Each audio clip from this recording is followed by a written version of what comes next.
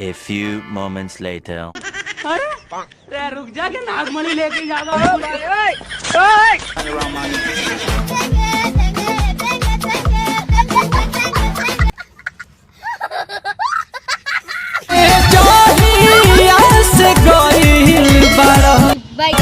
गोदी में खेला के लइका तोहर के पापा कहता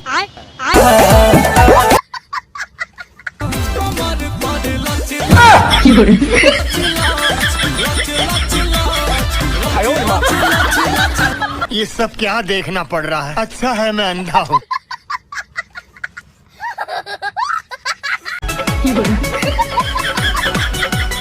अरे रुक जा।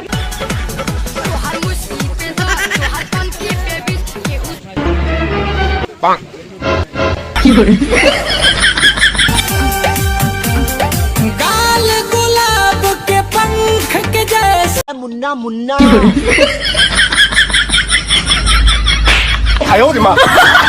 देखा आपने लापरवाही का नतीजा है।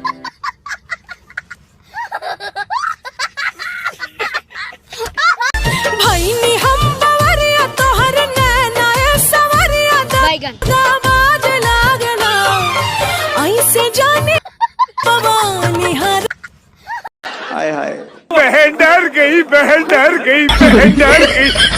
दिल दीवाना धर के तोहरा प्यार में अच्छा और हम ही जब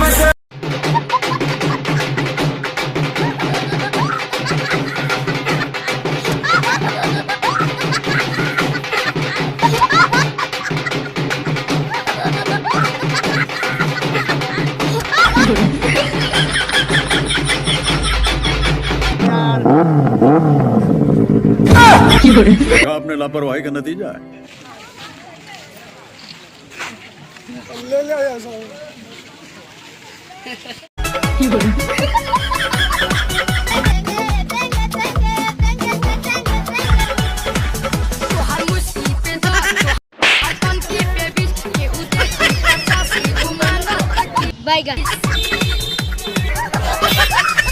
जाता रोता जाए पिया ठीक से कमाई हो।